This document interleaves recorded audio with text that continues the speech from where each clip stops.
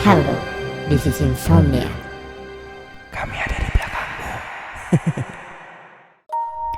Halo, nama saya Tia. Saya mau cerita pengalaman aneh yang selalu teringat sampai hari ini. Kejadiannya terjadi sekitar 2 tahun yang lalu, di mana HP saya diganggu secara misterius. Di hari Kamis, saya pergi ke rumah sakit untuk menjenguk abang saya yang habis operasi akibat kecelakaan. Saya pergi bersama teman saya yang bernama Risa.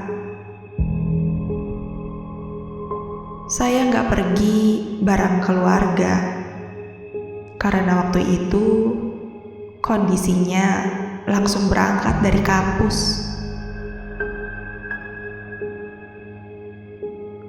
Saya dan teman saya berangkat pukul 6 sore. Lagi pula, keluarga saya yang lain juga sudah selesai membesuk dari tadi siang.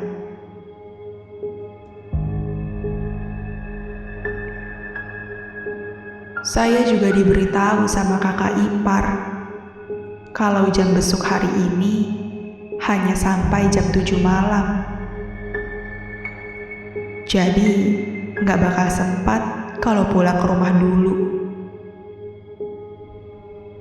Makanya, dari pulang kampus, saya minta ditemani sama teman. Karena kalau pergi sendirian, saya nggak berani. Saya dan Risa pergi ke rumah sakit pakai angkot. Perlu 2 kali naik angkot untuk sampai ke rumah sakit. Sesampainya di sana, pukul 6 lewat. Dan kami pun langsung menuju gedung bagian rawat inap yang ada di lantai 2.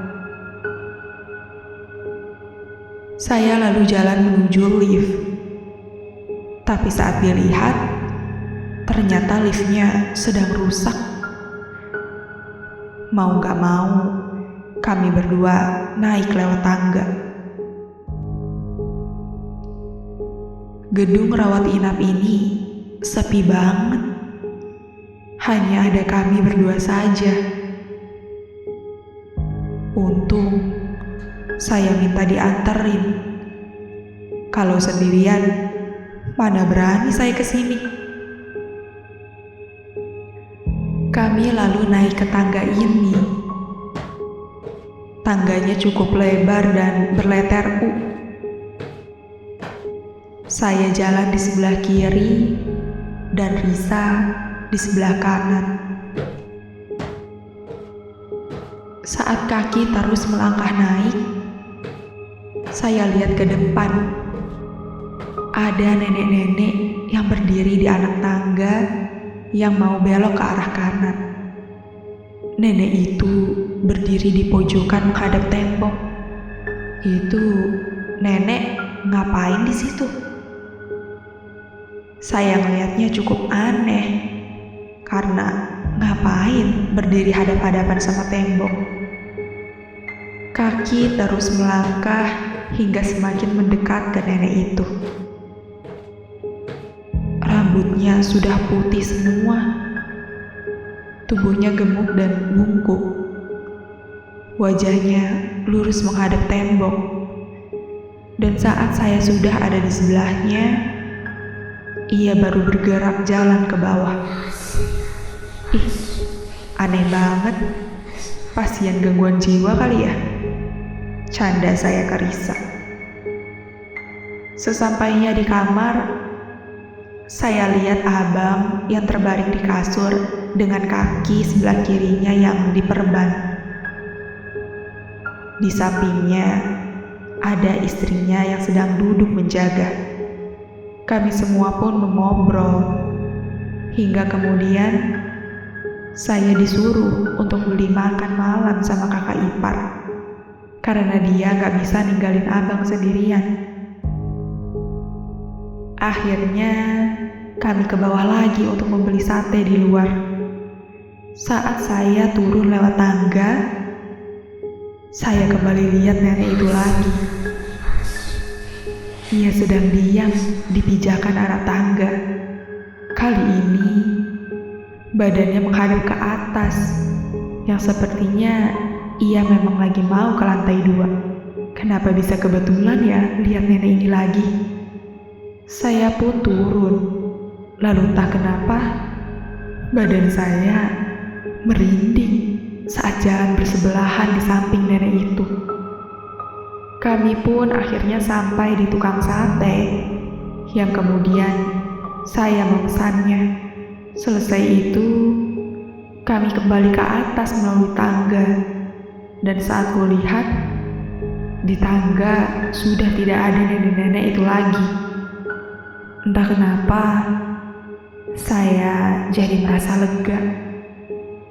Sesampainya di kamar, saya memberikan sate ini ke kakak ipar. Tapi ia tiba-tiba bertanya, "Tia, tadi ada apa? Kok nelpon?" Saya jadi kebingungan. "Hah? Nelpon? Enggak tuh, dari tadi beli sate sampai sekarang gak megang HP." Kakak iparku hanya mengangkat alisnya. Ia tidak bertanya lebih lanjut, yang kemudian ia pun makan. Setelah membesuk, saya dan Risa kemudian pulang. Tapi sebelum pulang, kami berdua mampir di tukang nasi goreng untuk makan malam. Riz, kamu tadi lihat gak ada nenek-nenek di tangga? Tanya aku. Gak tahu deh. Aku gak merhatiin, soalnya kan lagi main HP, ucapnya. Bener juga. Selama naik turun tangga tadi, Risa sibuk sama HP terus. Dia baru benar-benar lepas dengan HP dan menaruhnya di tas saat kami pamitan untuk pulang. Kami berdua pun duduk di dalam tenda tukang nasi goreng ini. Sambil sesekali saya menunggu pesanan selesai, saya melihat-lihat ke sekitar. Di sini hanya ada saya dan Risa saja yang makan. Ti, kok kamu nelpon aku? Tanya Risa yang baru mengeluarkan HP-nya lagi dan tercengang dengan notif di HP-nya. Hah? Nelpon?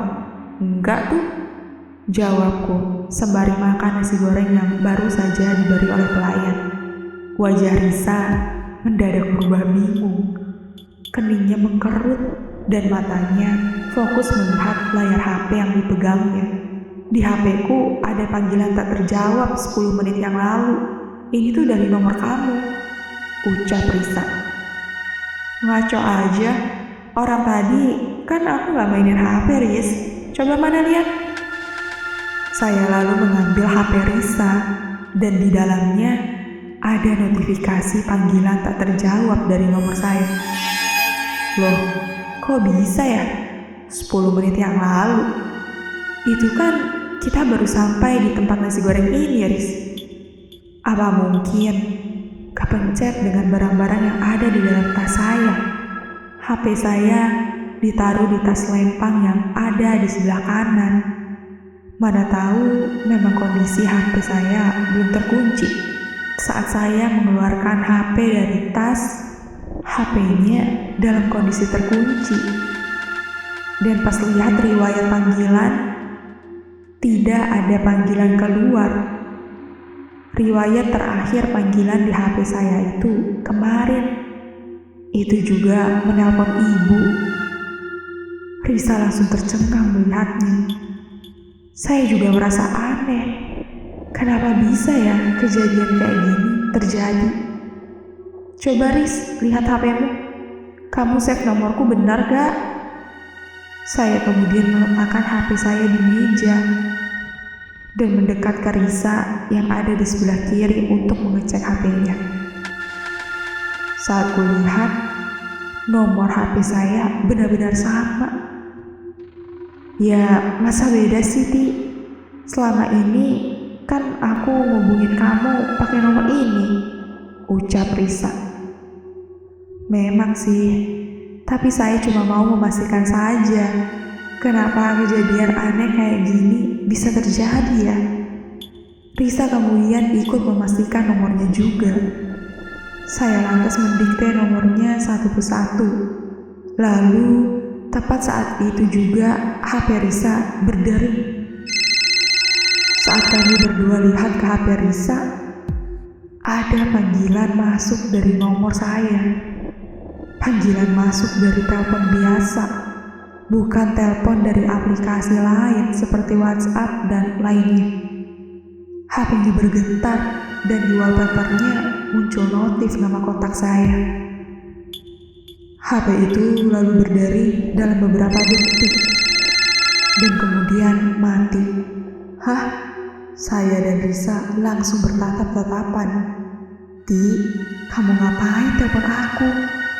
tanya Risa dengan wajah ketakutan. Tubuh saya tiba-tiba jadi merinding. "Aku gak nelpon kamu, Riz. Lagian, aku kan gak punya pulsa. Nih, lihat." Saya langsung menunjukkan isi pulsa saya yang tinggal 50 perak.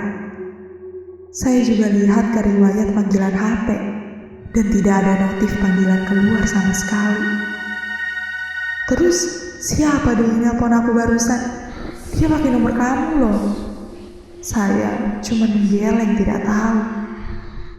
Saya dan Risa langsung tertawa canggung untuk memecahkan suasana aneh ini. Ya ampun, tapi tetap aja badan saya udah keduluan merinding. Pikiran juga jadi kemana-mana. Setelah makan, saya dan Risa pun bergegas pulang. Kami berdua pisah di jalan karena masing-masing dari kami mengambil jalur yang berbeda. Selama di jalan, saya masih memikirkan kejadian tadi. Saya jadi ingat dengan perkataan kakak ipar yang bilang kalau saya menelponnya juga. Padahal saya nggak pernah merasa nelpon kakak ipar saya. Apalagi Risa. Lagian waktu itu ngapain saya nelpon Risa kalau dia ada di sebelah saya? Ya ampun, rasanya ingin cepat-cepat sampai kosan. Setibanya di kosan, saya langsung mengecek riwayat panggilan lagi. Riwayat terakhirnya itu masih tertulis panggilan keluar ke ibu. Apa HP aku error ya? Saya pun merestart ulang HP-nya, tapi tetap saja riwayat panggilannya gak berubah.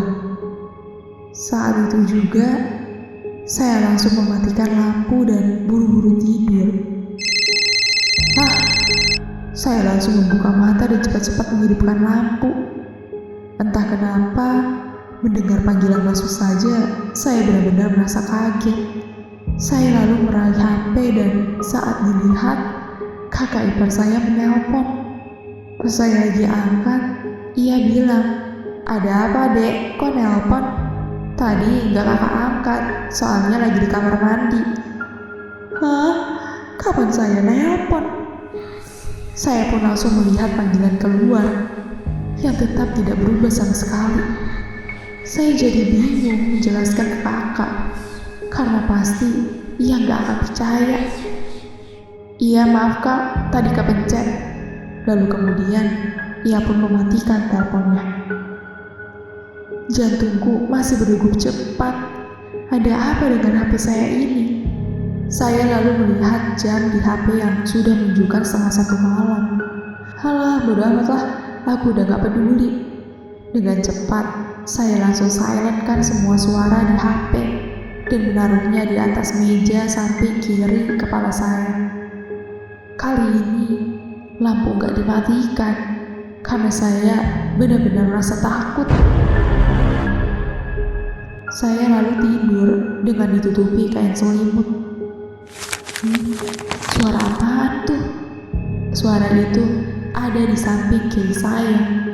Posisi saya tidur menghadap tembok yang ada di sebelah kanan. Saat saya sedikit membuka selimut untuk mengintip, ternyata di depan meja saya ada seorang nenek-nenek yang mirip di rumah sakit tadi. Wajah dan warna bajunya sama persis. Ia sedang duduk sambil memainkan HP saya. Wah, jantung saya amat berdegup kencang hingga benar-benar terdengar suara detaknya di telinga saya sendiri. Tubuh saya sangat dingin dan merintih hebat. Saya sontak berteriak dengan kencang sampai teman sebelah kamar saya mengetuk pintu. Saya pun langsung bangkit menuju pintu melewati nenek-nenek yang masih memainkan HP saya itu. Saat saya buka pintu, saya langsung memeluk teman saya sambil menangis. Badan saya benar-benar gemetar. Saya menceritakan semua yang terjadi ke teman saya. Dan pas saya membalikan badan, nenek-nenek yang duduk di meja belajar tadi sudah menghilang. Malam itu juga, saya meminta untuk tidur berdua dengan teman, dan HP saya tinggalkan di kamar. Singkat cerita, saat saya bertemu Risa, saya menceritakan semuanya. Risa benar-benar kaget. Ia juga terlihat ketakutan. Tanpa pikir panjang, saya memutuskan untuk menjual HP ini dan menggantinya dengan yang baru karena saya sudah keburu takut dan trauma dengan HP itu. Lalu semenjak saya ganti HP, teror-teror panggilan ke orang-orang terdekat saya itu sudah menghilang. Jika memang HP itu ada yang beli, entah bagaimana nasib orang yang menggunakan HP saya itu. Apa dia ikut terkena teror juga?